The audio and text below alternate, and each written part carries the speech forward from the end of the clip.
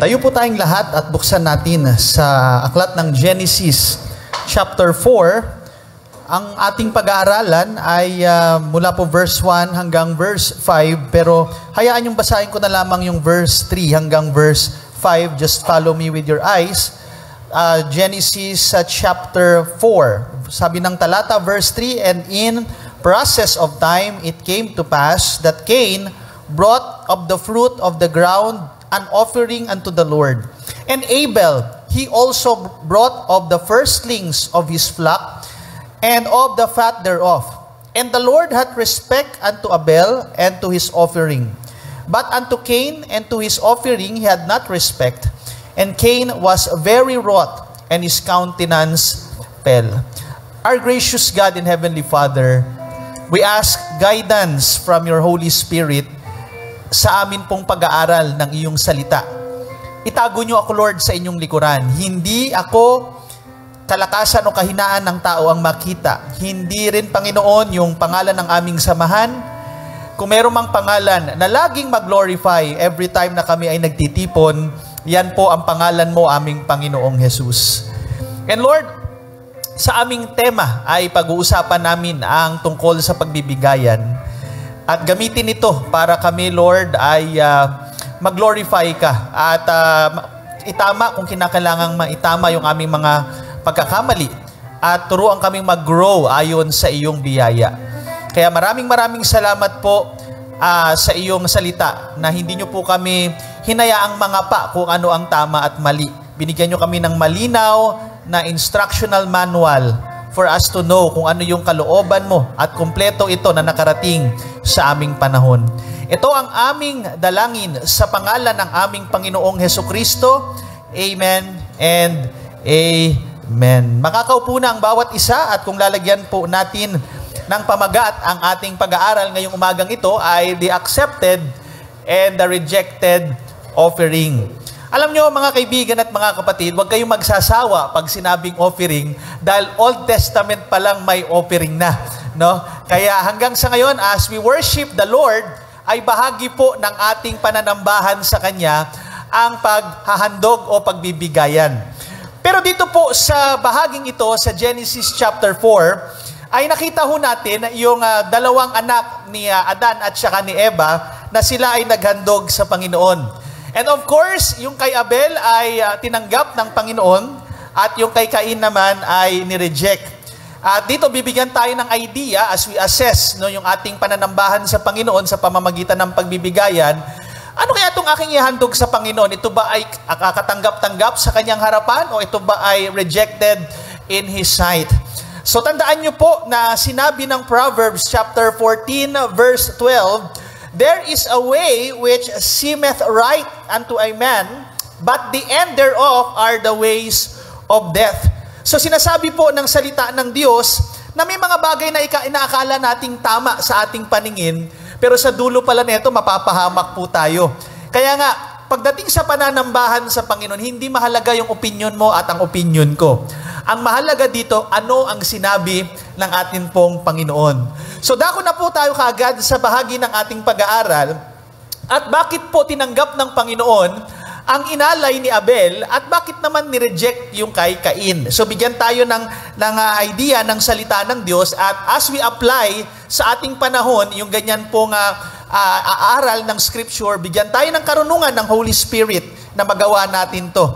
Number one, mahalaga po when it comes to giving, sa pag-aalay sa Panginoon, ay yung spirituality po nung nagbibigay. Yung spiritual standard, o ano ba yung, kumbaga ito bang taong ito, siya ba ay buhay, o siya ba ay patay spiritually?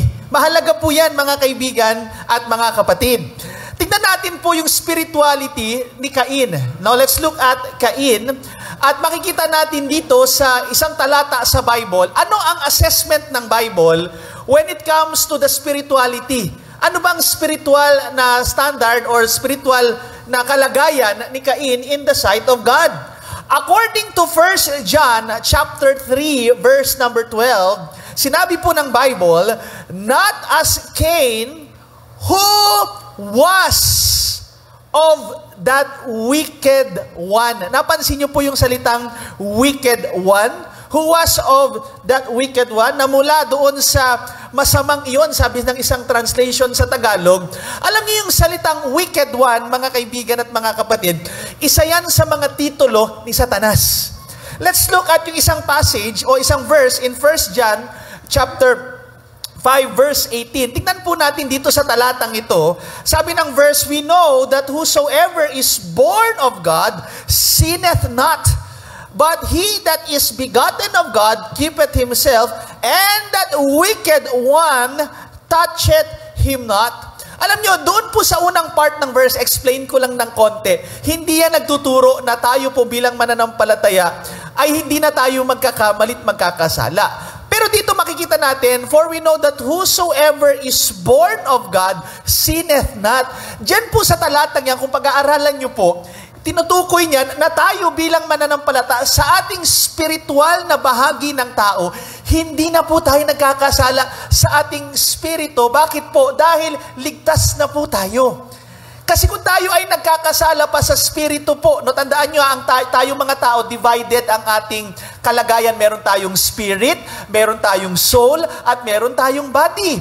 Yung atin pong inner man, yung atin pong spirit, nandiyan na po yung Holy Spirit. Kaya nga makakapasok na tayo sa langit, hindi dahil dun sa mga performance na ginagawa ng ating carnal body, dahil makakapasok tayo kasi nga dahil sa ating Panginoong Hesukristo.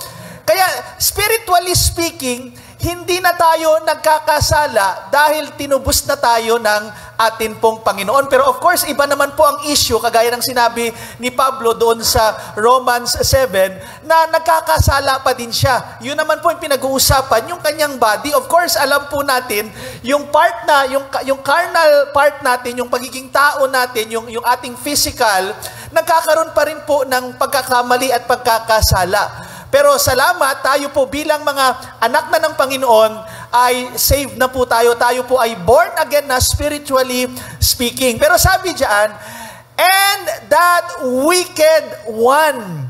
So yung wicked one na binabanggit diyan sa talatang yan, mga kaibigan at mga kapatid, yan po ay si Satanas. So i-connect natin yung dalawang talata. Si Cain, tinawag siya, who was of that wicked one. In other words, si Cain po, mga kaibigan at mga kapatid, hindi naging katanggap-tanggap. Unang dahilan kung bakit hindi naging katanggap-tanggap ang kanyang alay sa harapan ng atin pong Panginoon, dahil si Cain ay hindi mananampalataya. Si Cain ay iba ang kanyang relasyon, kumbaga sa spiritual realm, iba ang kanyang tatay. Ang kanyang tatay is of that wicked one. Sabi nga, di ba, ng John 8:44, familiar tayo sa talatang ito, ye are of your father, the devil. So, ang isang tao na hindi mananampalataya, walang personal relationship with the Lord Jesus Christ, kahit na maghandog pa yan ng napakaraming offering sa ating Panginoon, kahit magbigay pa ng milyones yan, kahit magbigay pa ng bilyones yan, wala rin palang value yun.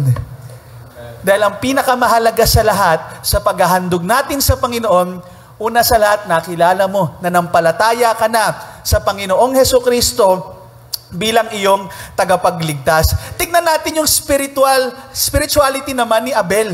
Tignan niyo po si Abel. Si Abel, doon pa lang sa Hebrews chapter 11 verse 4, sabi po ng talata, by faith,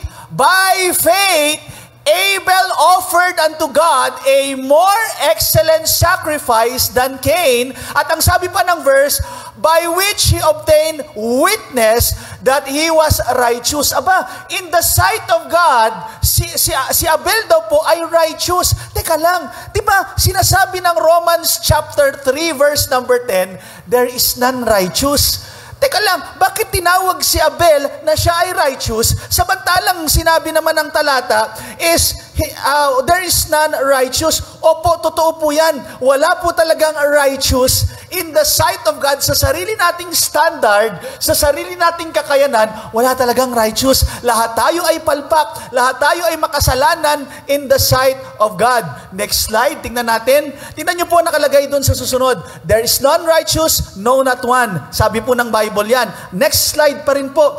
Tingnan niyo po ito, Romans 5:19. Paano tayo magiging righteous? Sabi nga, non-righteous. For as by one man's obedience, many were made sinners. Si Adan po yan ang ginawa ni Adan.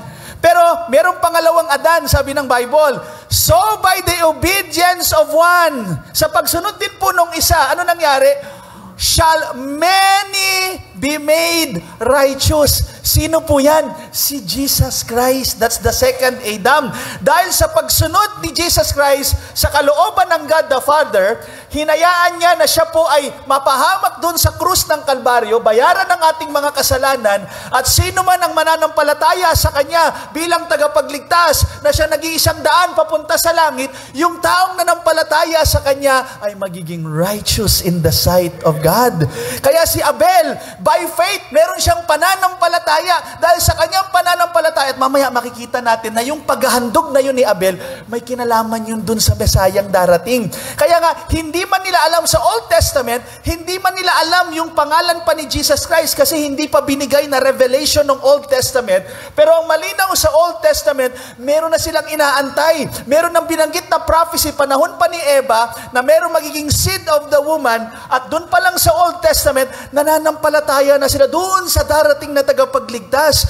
Kaya nga sa Old Testament, sila po ay nanampalataya o naligtas sila sa pananampalataya. Doon sa darating na tagapagligtas, sila ay nanampalataya kay Jehovah. Kaya nga sabi po ng Hebrews 11 verse number 6, But without faith, it is impossible to please God, to please Him. So si Abel, ang kanyang spiritual standard in the sight of God, kaya number one, tinanggap yung alay niya dahil siya po ay may mananampalataya. Si Abel ay nananampalataya doon sa Diyos na kanyang hinandugan nung oras po na yan. Si Cain, kahit ang dami niyang hinandog, wala yon, walang bilang, walang bearing. Kasi si Cain ay of that wicked one. Si Cain ay anak ng kaaway, hindi siya mananampalataya sa Diyos. Kaya nga gamitin ko tong 1 Corinthians 13 verse 3. Diba? Dito po sa 1 Corinthians 13:3, bagamat pag-ibig ang pinag-uusapan, pero wag niyong kalilimutan, yung salitang charity po diyan, pwede nating palitan niya ng Jesus Christ. Si Jesus Christ, He is the personification of the word love. Siya ang pinaka-best example pag pinag-usapan natin ang pag-ibig. Tingnan niyo sabi nung talata, And though I bestow all my goods to feed the poor, and though I give my body to be burned, and have not charity. Kung wala yung love na yan na mula sa Diyos, na ang ating Panginoong Hesukristo, it profited me nothing. Kaya yan po ang malaking kasalanan, yan ang problema kay Cain sa kanyang pag-aalay sa Diyos, dahil una sa lahat, hindi siya mananampalataya. Kaya sa oras na ito, yes, pwede po kayo magbigay kahit malaki, matutuwa po kami. Ang problema, hindi namin alam ang nasa loob po ninyo.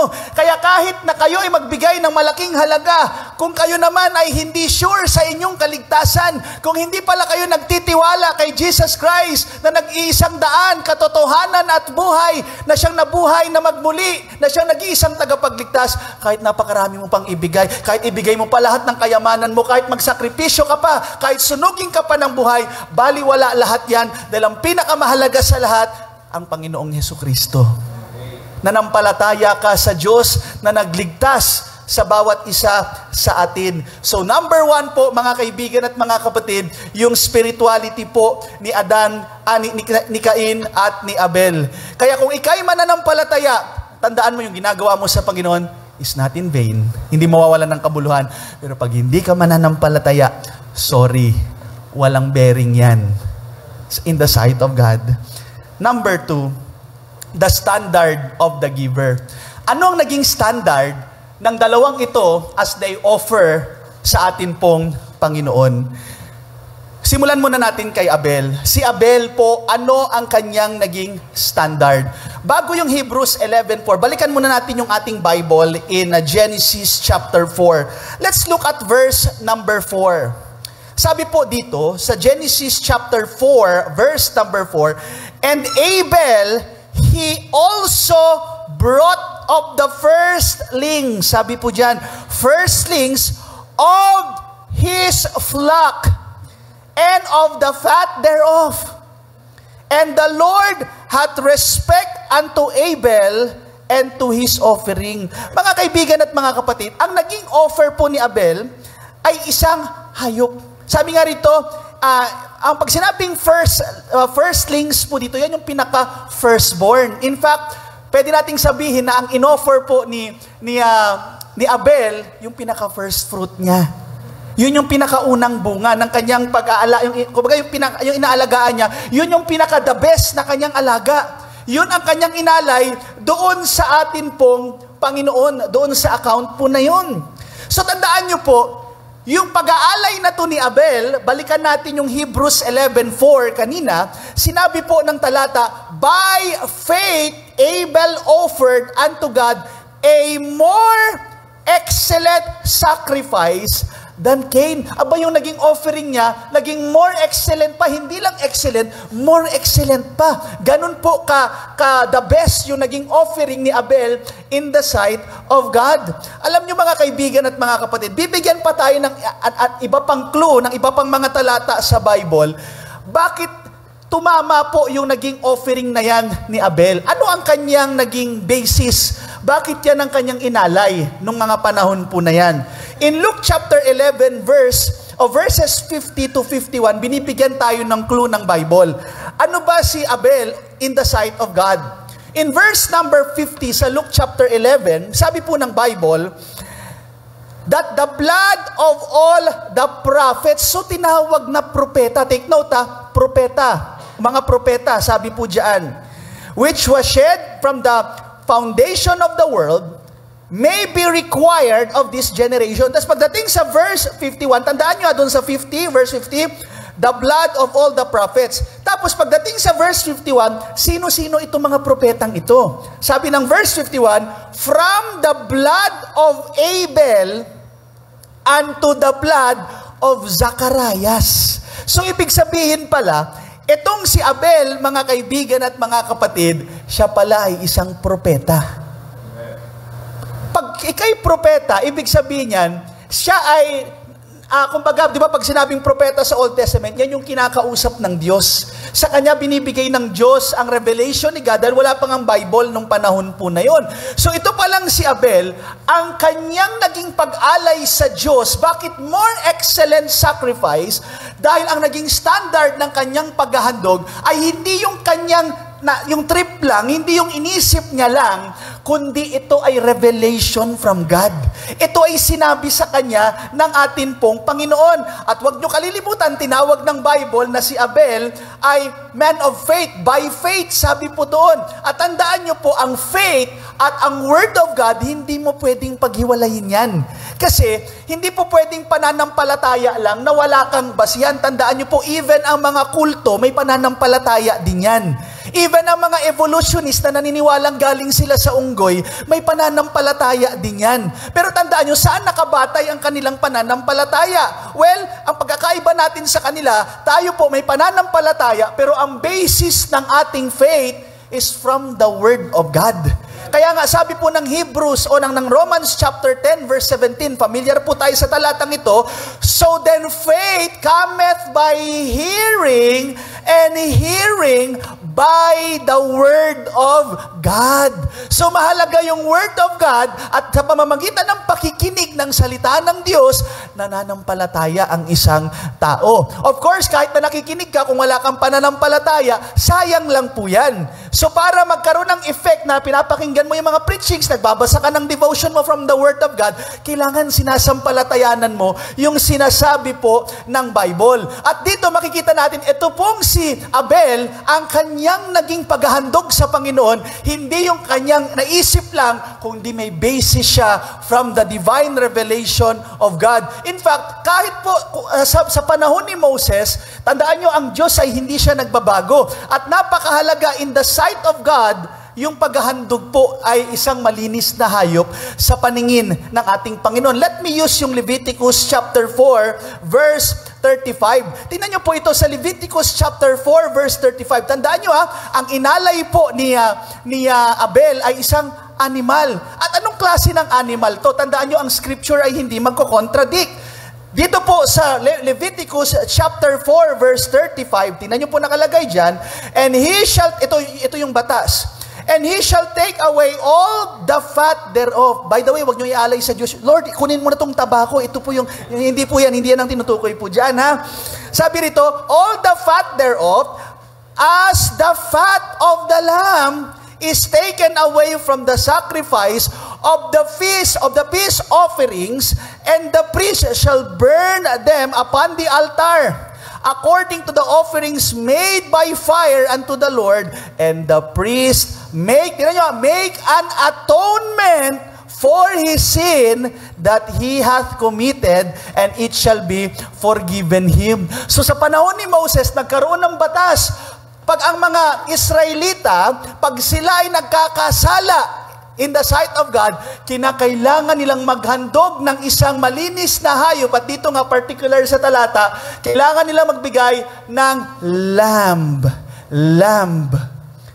Ano ang connection nito pagdating sa New Testament? Tandaan nyo po, sinasabi ng John chapter 1 verse 29, the next day, John seeth Jesus coming unto him and said, behold, the Lamb of God, the Lamb of God, which taketh away the sin of the world. Sa Old Testament, mga kapatid, yung lamb na yon, hindi talaga yun ang nakakapag-alis ng kasalanan. Yan po ay merong typology. Meron po yung foreshadowing na kaya nila ginagawa yung pag-aalay ng animal na ito. Ito pala ay tumutukoy sa future na tunay na mag-aalis, maglilinis ng ating mga kasalanan, and that is the Lord Jesus Christ. Kaya yung paghahandog na ginawa ni Abel, hindi lang yan basta-bastang paghahandog. Yan po ay naglalarawan, nagtuturo sa ating Panginoong Hesukristo.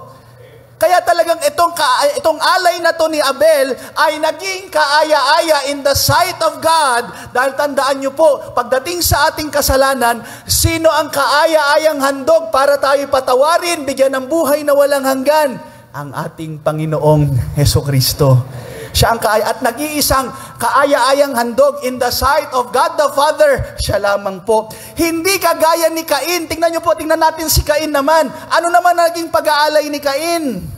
Diba? Kung babalikan natin dun sa verse 3 sa chapter 4, and in the process of time, it came to pass that Cain brought of the fruit of the ground an offering unto the Lord. Alam nyo, yung pag-aalay na yan ni Cain, saan niya nakuha yan? Bakit yan ang inalay niya? Sinagot po yan ng Jude, verse 11. Ang sagot ng Jude, verse 11, for they have gone in the way of Cain. Ibig sabihin po niyan, yan yung kanta ni Frank Sinatra, I did it my way.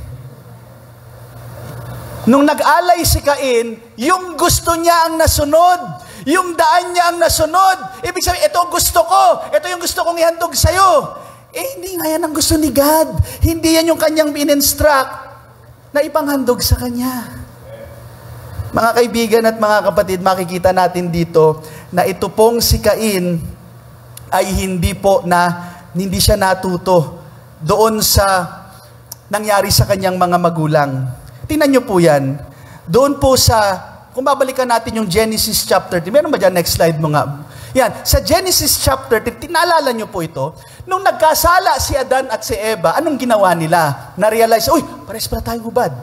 Pumasok na kasi ang kasalanan, nagkaroon ng mali siya. Anong ginawa nila? Nakalagay sa Genesis 3:7, and the eyes of them both were opened, kasi nga nagkasala na sila, and they knew that they were naked, and they sewed fig leaves together and made themselves apron.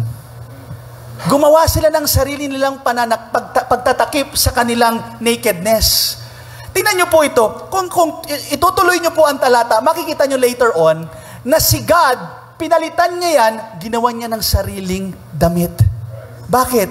Hindi kasi kaaya-aya in the sight of God na yung sarili nating kaparaanan ang gagawin. Hindi yan ang masusunod. Kaya, hindi pa pwedeng, sa pag-worship mo kay God, ay, di, pwede naman to, alam naman ni Lord yung puso. Hindi, may binigay siyang instruction, may binigay siyang instructional manual. Ito dapat ang masunod. Hindi pa pwede yung feeling mo lang, hindi pwede yung trip mo lang, hindi pwede yung gusto mo lang. Kailangan kung ano ang gusto niya. Di ba pag sa mga mister at saka sa misis, kung halimbawa, ang mister nyo o ang misis niyo ay mahilig sa tsokolate at binigyan nyo ng patis na niregalo nyo ng Valentine's Day, matutuwa ba sa inyo? Of course, hindi. No? Sabi mo, hindi practical na tayo ngayon, hindi na uso chocolate. Pagbaga matatanggapin niya yung patis na niregalo nyo, pero may tampo ng konti, yung kasi iba yung gusto niya.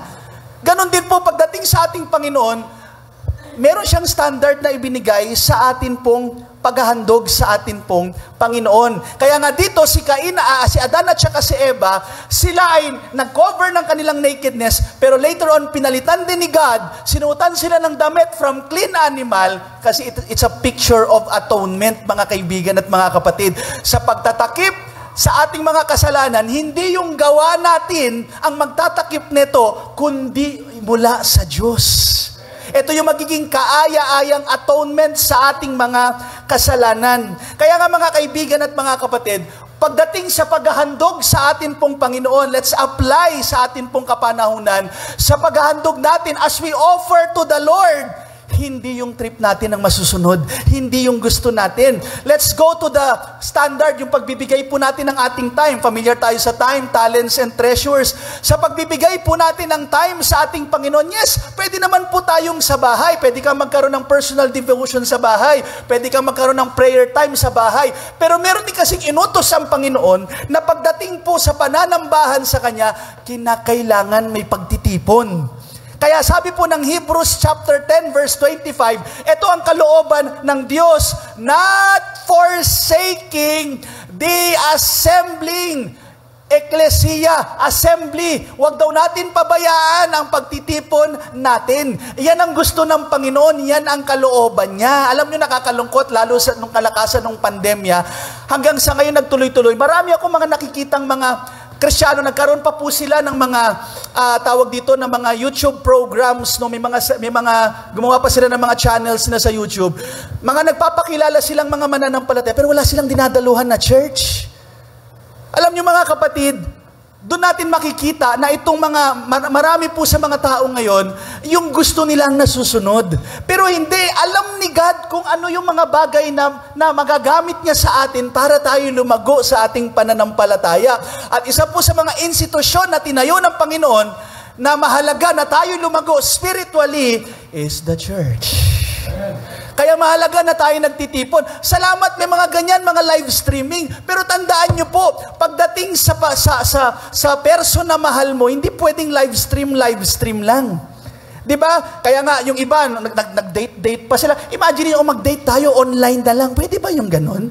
O itong chocolate mo, online na lang. Hindi po, iba talaga yung nagkikita. Iba yung nahawakan mo yung kamay ng misis mo. Iba yung nayayakap mo siya. Hindi pwedeng yakapin mo yung monitor. Walang init doon. So, when it comes to God, sinasabi natin, we love Him. At isa po sa hinihingi ng pag-ibig, oras. That's why, nandito tayo sa pagtitipon, hindi dahil kay Pastor Knight, kay Pastor Bal, hindi po. Kahit galit kayo sa amin, okay lang naman. Ang pinakamahalaga, nandito kayo dahil kay Lord. Dahil yan ang kalooban niya. Kaya nga, di ba makikita natin, doon sa Acts, isa pa pong example, sa Acts 20 verse 7, kailan sila nagtitipon? Mga sinaunang mananampalataya. And upon the first day of the week. First day of the week. Ito pang matindi. Tingnan nyo yung talata. When the disciples came together to break bread, Paul preached unto them, ready to depart on the morrow and continue this speech until midnight. Ang bigat pala ng service nila noon. Mula umaga, first day, hanggang midnight. Gusto nyo ba yung ganon? O, di ba? Talagang, kaya nga hanggang doon, ang bait ng church natin, hanggang 3 o'clock lang. Pero dahil sa mga revelation na to, baka later on, gawin na natin hanggang midnight. No? Pero kung maayos na tayo hanggang 3, baka hindi na tayo umabot ng ganon. Pero biruin niya na mula umaga hanggang sa gabi, nagsasama-sama sila. Wala silang pakialam sa mga mall. Hindi na nila iniisip nila yung fellowship, yung koinonia sa bawat isa. Kaya, yan ang gusto ng Panginoon, mga kapatid. Hindi yung gusto lang natin, hindi yung trip lang natin. Ano bang sinabi ng Panginoon? Alam kasi ni Lord yung ikabubuti natin. Alam ni Lord kung saan tayo lalago. Hindi mo pwedeng turuan siya, ay, di Lord, lalago ako mag-isa, hindi ko kinakailangan yung church. Teka lang, mas matalino ka pa ba kay Lord? Ito yung nilagay niya, ito yung institusyon na tinayo niya, kasi alam niya na ito ang mga bagay na magpapalago sa iyo at sa akin. Pangalawa po, when it comes to our talents, offering our talents, alam niyo sa Bible, salamat po dahil bawat isa sa atin ay binigyan ng Diyos ng gifts. Walang zero sa atin. Tingnan niyo po yung Romans chapter 12, for as we, tayong lahat, have many members in one body, and all members have not the same office. For we being many are one body in Christ, and every one member one of another, having the gifts differing according to the grace that is given to us, whether prophecy, let us prophesy according to the portion of faith, or ministry, let us wait on our ministering, or he that teacheth on teaching, or he that exhorteth on exhortation, he that giveth, let him do it with simplicity, he that ruleth with diligence, he that sheweth mercy with cheerfulness. Nakita natin dyan, mga kapatid, sa iglesia ng Panginoon na kagaya po natin bilang isang katawan, may mga iba-iba tayong mga spiritual na gifts. Pero alam niyo, mga kaibigan at mga kapatid, dyan sa mga spiritual gifts na yan na binigay sa atin ng Panginoon, saan natin mas magiging kagamit-gamit yan? Sa mga ganitong pagtitipon. No? Kumbaga, hindi naman masama na kung sa school, sa work, nagagamit mo kahit papaano yung talento mo. Pero kung meron mang isang pagtitipon na siyang magagamit mo talaga, kung ano yung spiritual gift na ibinigay sa'yo or gifts na ibinigay sa'yo ng Panginoon, dito yan sa church. Kung marunong kang umawit, amen. Si Ma'am Maylin, pwede mong lapitan anytime. Diba? Magaling ka sa management, magaling sa, kumbaga may gift ka sa preaching, sa teaching, well, pwede kang magamit. Wag nating hayaan na magamit ng sanlibutan kung ano yung meron sa atin, magamit natin yan, maialay natin yan sa atin pong Panginoon. Next po, number 3, of course, when it comes to giving, diretsoy mo na, Brad, godly standards in offering our treasures. Alam nyo ba, mga kaibigan at mga kapatid, hindi pa po na ibibigay yung decree ng tithing, panahon pa lang ni Abraham, si Abraham mismo bilang man of faith, nagbigay na siya ng ikapo niya. Tingnan niyo po yan. Let's go to Genesis chapter 14, verse 18. And Melchizedek, king of Salem, brought forth bread and wine, and he was the priest of the Most High God. Hindi pa po ito panahon ni Moses. And he blessed him and said, Blessed be Abraham of the Most High God, possessor of heaven and earth, and blessed be the Most High God, which hath delivered thine enemies into thine hand. And he gave him tithes of all. Alam nyo, makikita nyo yung pananampalataya ni Abraham, hindi na siya sinabihan ni Melchizedek, uy, mag-tithes ka nga. Hindi, automatic po, dahil sa kanyang pananampalataya sa Diyos, nagbigay siya ng kanyang tithes. Kaya kita nyo po, talagang si Abraham ay pinagpala ng Panginoon dahil sa kanyang puso na siya'y makapagbigay. And by the way, sino ba si Melchizedek? Maraming mga iba't ibang pananaw regarding kay Melchizedek. In fact, nung kami nag-aaral ng Book of Hebrews, isa sa mga pananaw ng teacher ko, maaring iba yung pananaw ng iba, pero hindi naman po ito major, ika nga. May mga paniniwala na itong si Melchizedek is, merong ginagamit na term na Christophany. Ito yung pagpapakita. May possibility na si Melchizedek mismo ay ang pagpapakita ni Jesus Christ sa Old Testament.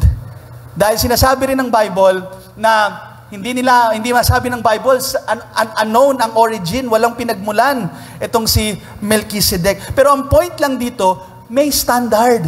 And kinikilala natin si Abraham bilang ama ng ating pananampalataya. In Galatians chapter 3 verse 7, sabi ng Bible, and know ye therefore that, sabi yan, that they which are of faith, the same are the children of Abraham. Hindi man tayo seed ni Abraham, pero tayo po ay anak, may tuturing na anak ni Abraham dahil po sa ating pananampalataya. Kaya gayahin natin si Abraham na siya'y naging tapat sa pagbibigay ng kanyang tithes. And kumbaga nakita natin yung New Testament church, gaano sila ka-faithful pagdating sa kanilang pagbibigayan. 1 Corinthians chapter 16 verse 2, upon the first day of the week, let every one of you lay by him in store. So upon the first day of the week, itong mga mananampalatayang ito, tapat sila na nag-aalay, naghahandog sa atin pong Panginoon. So hindi yung trip lang. Meron talaga silang sinusunod na standard. Kung ano yung sinasabi ng standard ng Word of God. Okay? Kaya mga kaibigan at mga kapatid, huwag nating gagayahin si Cain. May sarili siyang paraan, may sarili siyang daan. Kunin natin hindi yung way ng man, kundi yung will ni God. Pangatlo po, tignan natin yung sincerity of the giver. Alam nyo, puntahan natin si Cain. Si Cain, sabi ng, dito po, kung babalikan muna natin yung Genesis chapter 4 verse 5. But unto Cain and to his offering he had no respect. Hindi po tinanggap ng Panginoon. And Cain was very wroth, and his countenance fell. Aba, grabe naman itong si Cain. Mali na nga siya. Kung sino pa yung mali, siya pa galit. Di ba ganun madalas eh? Kung sino na yung mali, pag nasita, nagagalit. Imbis na, sorry, nagkamali ako. Lord, sorry, babawi ako next time. Aba, ang nangyari dito kay Cain, nagalit siya, pinersonal pa niya si Abel. Ito pang matindi, di ba alam naman natin, pinatay niya si Abel. Ito pang matindi.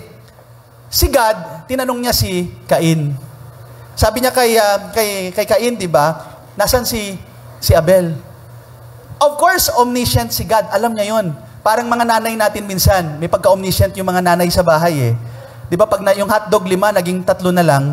Pag tinanong tayo, nasan yung 2 hotdog? Kinain po ni Miming. Ba ganun tayo minsan eh. Dadamay pa yung pusa. Pero habang sinasabi na may pulang nakadikit doon sa gitna ng ngipin. So obvious naman. So ganun po yung nangyari kay Cain. Ito pang sagot ni Cain ha. Sabi po ng verse 9, and the Lord said unto Cain, where is Abel thy brother? And he said, I know not. Ito pang malupit. Am I my brother's keeper? May problema talaga yung puso ni Cain. Just imagine, nakapatay ka na, pa-inosente pa. Bakit ako ba nagtatago ng, may ganun pang hirit. May problema talaga yung puso ng taong ito. Kaya nga, kung ito pang matindi kay Cain, di ba, sinabihan siya ni God, bibigyan niya ng punishment. Pagdating ng verse 13, and Cain said unto the Lord, my punishment is greater than I can bear. Nagrereklamo pa. Nakapatay na nga, sumagot-sagot pa, tapos nung sinabi ni God yung punishment, naku, hindi ko kaya yan. Sobra-sobra yan. Ganon tayo minsan. Di ba? Umaano pa tayo, gusto pa nating bawas-bawasan, ang dami nang kapalpakan. So ganyan po si Cain, may problema talaga siya sa puso niya, hindi kagaya ni Abel, mga kapatid. Sabi po, di ba doon sa Hebrews 11:4 kanina, may pananampalataya si Abel, tas sabi pa doon, he was righteous. Alam niyo yung pagiging righteous na yan ni Abel, even sa kaloob-looban niya, righteous in the sight of God. Hindi dahil kay Abel, gaya nga nung pag-aaral natin kanina, nilinis na kasi siya ng ating Panginoon. At sabi pa ng 1 John chapter 3 verse 12, doon po sa last part ng verse, ano assessment po ng Word of God pagdating kay Abel? His brother's righteous. So in the sight of God, maayos yung puso po ni Abel. Kaya yung pag-aalay nilang dalawa, pangatlong kadahilanan kung bakit ni-reject yung kay Cain, may problema yung heart niya. Pero si Abel, maayos yung puso niya. As we serve the Lord, as we offer our time, talents, and treasures, sabi nga ng Colossians 3:23, whatsoever you do, do it heartily as to the Lord. Sabi ng Ephesians chapter 6, verse 6, not with eye service as men pleasers, but as the servants of Christ, doing the will of God from the heart. And of course, ang mga sinaunang mananampalataya as they give sa gawain po ng Panginoon, every man according as he purposeth in his heart, so let him give, sabi diyan, not grudgingly. At sabi diyan, or of necessity, for God loveth a cheerful giver. Nawa po, matulad tayo doon kay Abel, na ang ating maging pag-aalay sa Panginoon, whether yan yung ating time, yung ating talents, ay maging treasure, ay maging katanggap-tanggap sa Kanyang harapan. Check natin, no, kung hindi ka pa tiyak sa iyong kaligtasan, now is the accepted time, now is the day of salvation. Tandaan mo, mawawalan ng kabuluhan lahat ng inalay mo. Kung hindi ka ligtas, yun ang pinaka-importante sa lahat. At syempre, see to it na yung ginagawa mong paghahandog sa Panginoon in accordance po sa kalooban ng Panginoon ayon sa Kanyang salita. At siguraduhin po natin na naghahandog tayo na nagmumula po sa ating puso. Dahil tinitignan ng Panginoon, hindi yung panlabas, kundi tinitignan niya yung nasa loob. Makapangyarihang Diyos, maraming salamat for giving us your word. Lord, salamat po dahil isa sa mga pananambahan na pwede naming magawa to please you ay sa pamamagitan ng pagbibigay. We can give our time, our talents, and treasures. At Lord, dakilang pribilehiyo na mapaglingkuran ka. Dakilang pribilehiyo na maitaas ang iyong pangalan. Pero Panginoon, kung meron man po sa aming kalagitnaan ngayon na hindi pa po siya tiyak sa kanyang kaligtasan, ang pag-offering po ay hindi nakakapagligtas. Wala itong kinalaman sa salvation. Kaya nga, ang katanggap-tanggap lang ay yung mga tunay na ligtas na, yung mga nanampalataya na sa Panginoong Yesus, yun lang po yung may count yung kanilang paghahandog dahil ligtas na. At ang pagbibigay naman ay para na po yan sa aming paglago. Para na po yan sa aming pong reward one day at walang kinalaman sa aming salvation. Kaya kung meron man po sa oras na ito na hindi pa po siya tiyak sa kanyang kaligtasan, kaibigan, ang pinakamahalaga, maligtas ka. Matiyak mo ang iyong kaligtasan, hindi sa pagiging member ng alinmang religion or church, hindi sa pagsunod sa Ten Commandments o anumang mga mabuting gawa na naiisip ng tao ang siyang magliligtas sa iyo. Isa lang ang tinuturo ng Bible, isang pangalan lang, ang pangalan ng Panginoong Hesukristo. At sinasabi ng Bible, whosoever shall call upon the name of the Lord shall be saved. Meron pong kaligtasan sa pagtawag sa pangalan ng Panginoong Yesus. Manampalataya ka sa Kanya. Tanggapin mo na hindi mo kayang ligtas ang sarili mo, na tanging si Jesus lamang ang siyang makakapagligtas, na siyang namatay para sa iyo at siya'y nabuhay na maguli dahil siya ang tunay na tagapagligtas. Kaya pwede kang lumapit sa Kanya sa mga oras na ito. Pwede kitang igabayan sa panalangin at ariin mo to na sarili mong prayer. Isa puso mo habang ikay lumalapit sa Panginoon. Itong kagandahan, kahit sino ang tatawag sa Kanyang pangalan, tumawag tayo sa Kanya. Gabayan lamang kita at ariin mo to na sarili mong panalangin. At habang nananalangin, may pananampalataya ka sa Panginoon. Ito na po yung prayer. Mahabaging Diyos, inaamin ko po na ako'y makasalanan at hindi ko kayang iligtas ang aking sarili. Panginoong Hesukristo, salamat po namatay ka sa krus para bayaran ang lahat kong kasalanan. Kaya Panginoong Hesus, nananalig ako sa iyo. Tinatanggap ko na ikaw lamang ang daan patungo sa langit. Ikaw lamang ang makakapaglinis at makakapagdala ng aking kaluluwa papunta sa langit. Kaya pinagkakatiwalaan ko, sinasampalatayanan ang sinabi ng iyong salita. Maraming salamat po. Ito ang aking dalangin sa pangalan mo, Jesus. Amen and amen.